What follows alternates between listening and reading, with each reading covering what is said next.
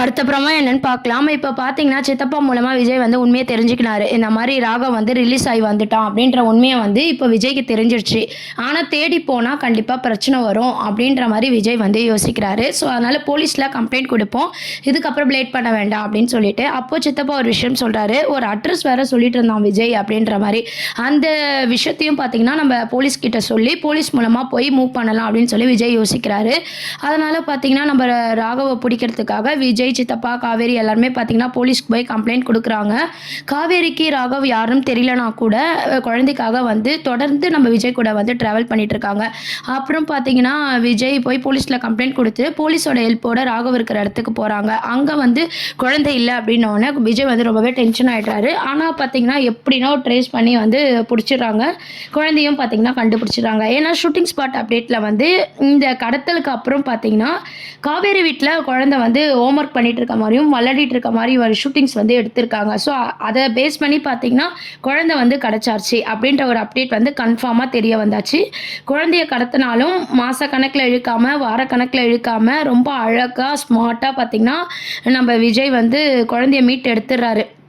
So ரொம்ப delay ஆகாம குழந்தைய வந்து காப்பாத்துற மாரி தான் அப்கமிங் ப்ரோமோ கொண்டு வராங்க. அதுக்கான ப்ரோமோ பார்த்தீங்கன்னா, கண்டிப்பா நாளைக்கு பார்ப்பீங்க.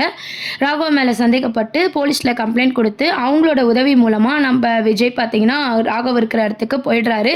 அடிச்சு எப்படியோ குழந்தைங்கள வந்து மாஸ் ஃபைட் சீன்லாம் காமிச்சு, குழந்தைய அழகா வந்து காப்பாத்திர்றாரு. தொடர்ந்து நம்ம ராகவால இதுக்கப்புறம் பிரச்சனை வராம இருக்கணும்னு சொல்லி போலீஸ்லயும் கம்ப்ளைண்ட் குடுத்துருக்காங்க. இதையும் தாண்டி பார்த்தீங்கன்னா, காவேரிக்கு ஒரு கேள்வி. ஏன் விஜய்க்கு அவங்க வந்து எதிரியா இருக்காங்க? இவரு நல்லவரா கெட்டவரா, ஏன் குழந்தைய கடத்துற அளவுக்கு இவங்களுக்கு என்ன பகை அப்படின்ற மாதிரி அவர் மனசுக்குள்ளே யோசிக்கிறாங்க. ஏன்னா அவங்களுக்கு எதுவுமே ஞாபகம் இல்லை.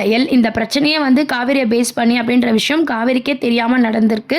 அதையே வந்து காவேரி யோசிக்கிறாங்க. ரெண்டாவது பார்த்தீங்கன்னா, என்னதான் குழந்தைய வந்து கடத்துனதுல நம்ம விஜயோட பங்கு கம்மியாக இருந்தாலும் அந்த ஃபைட் சீனில் பார்த்தீங்கன்னா, பொண்டாட்டியே 5 வருஷம் நான் பிரிஞ்சிருந்தேன், என் குழந்தைய எப்படி நீ பிரிக்க பார்க்குறியா அப்படின்ற அந்த ஏக்கம், அந்த ஃபைட்டு எல்லாமே பார்த்தீங்கன்னா விஜயோட அடுத்து மாசினா வந்து கண்டிப்பா எல்லாமே சேர்த்து காட்ட போறாரு. ராகவுக்கு ஒரு தக்க பதிலடி அப்படின்ற மாரி சொல்லலாம். ஸோ ராகவ போலீஸ் அரெஸ்ட் பண்ணி கூட்டு போயிடுறாங்க. அதுக்கப்புறம் பார்த்தீங்கன்னா, குழந்தைய பார்த்ததும் விஜய், காவேரி 2 பேருமே எமோஷனல் ஆகுறாங்க. அதுவும் பார்த்தீங்கன்னா, ஸ்பெஷலா நம்ம காவேரி ரொம்பவே எமோஷனல் ஆகுறாங்க. இந்த சம்பவம் நடந்ததே பார்த்தீங்கன்னா, காவேரி அவங்களால தான் அப்படின்ற மாரி ஒரு ஃபீல் பண்ணிட்டு இருக்காங்க.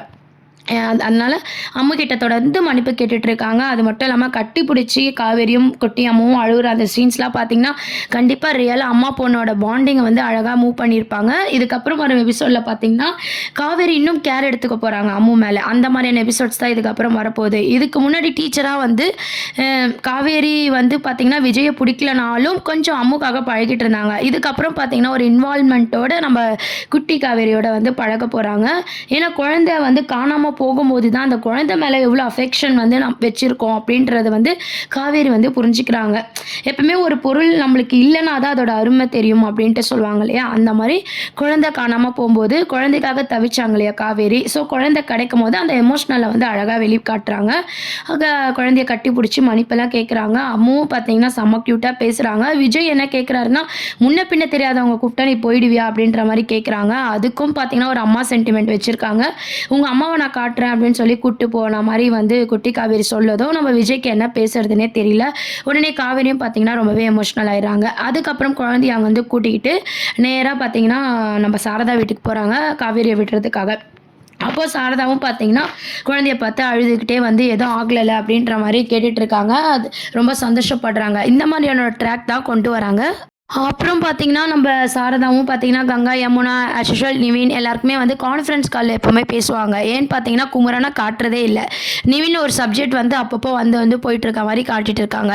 இந்த விஷயம் கேட்டாலுமே பார்த்தீங்கன்னா, பெருசா ரியாக்ட் வந்து கங்கா, யமுனா கிட்ட இருக்காது. ஓகே, காணாம போச்சானா ஒரு ஷாக்கு, கிடைச்சிருச்சா ஒரு நிம்மதி. அந்த மாரி தான் அவங்களோட சீன்ஸை வந்து கொண்டு வர போறாங்க. ஸோ இந்த விஷயத்தையும் அவங்க கிட்ட கன்வே பண்ணும்போது, பரவாயில்லம்மா குழந்தை கிடைச்சிட்டால அப்படின்ற மாரி அவங்க யோசிக்க போறாங்க.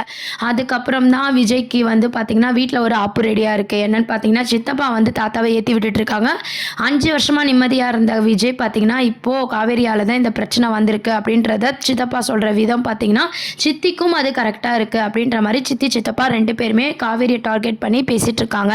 அந்த டைமுக்கு விஜய் கரெக்டாக வராரு. குழந்தைய பார்த்ததும் எல்லாருமே சந்தோஷப்படுறாங்க. அதுக்கப்புறம் பார்த்தீங்கன்னா இதுக்கப்புறம் காவேரி வீட்டில் குழந்தை இருக்க வேண்டாம் அப்படின்ற மாதிரி சொல்கிறாங்க. காவேரி கிட்டேயும் பழக வேண்டாம் அப்படின்னு சொல்லும்போது விஜய் பார்த்தீங்கன்னா ஏன் பொண்டாட்டி அவ நீங்களாம் சொல்லக்கூடாதுன்னு சொல்லி எப்பவும் போல் கோவப்படுறாரு. இருந்தாலும் பார்த்தீங்கன்னா குழந்தை நல்லதுக்கு தான் விஜய் நாங்கள் சொல்கிறோன்னு சொல்லி எவ்வளவோ எடுத்து சொல்கிறாங்க. இருந்தாலும் நம்ம காவேரியை விஜய் பார்த்தீங்கன்னா விட்டு கொடுக்காம எந்த ஒரு சூழ்நிலையிலும் பார்த்தீங்கன்னா நம்ம காவேரியை விஜய் வந்து விட்டு கொடுக்காம தான் எபிசோட்ஸ் வந்து மூவ் பண்ணிட்டு இருக்காங்க.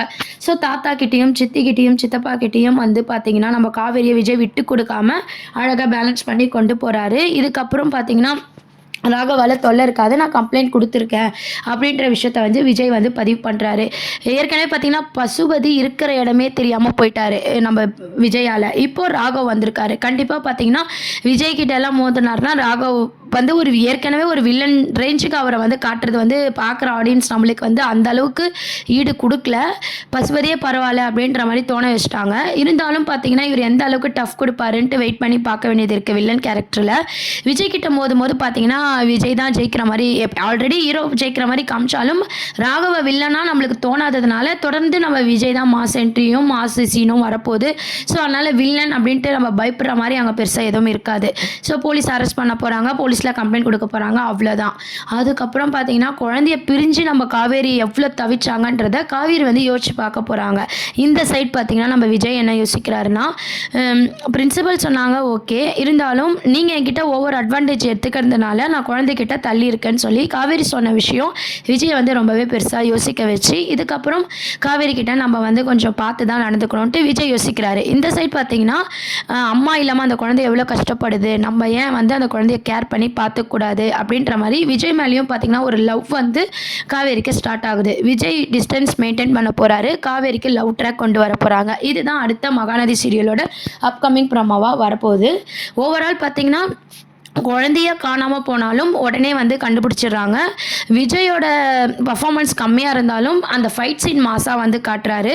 அதுக்கப்புறம் பார்த்தீங்கன்னா காவேரி விஜயோட புரிதலுக்காக வந்து இந்த குழந்தை மிஸ்ஸிங் அந்த மாதிரியான இந்த மாதிரி எபிசோட்ஸை வந்து மூவ் பண்ணியிருக்காங்க.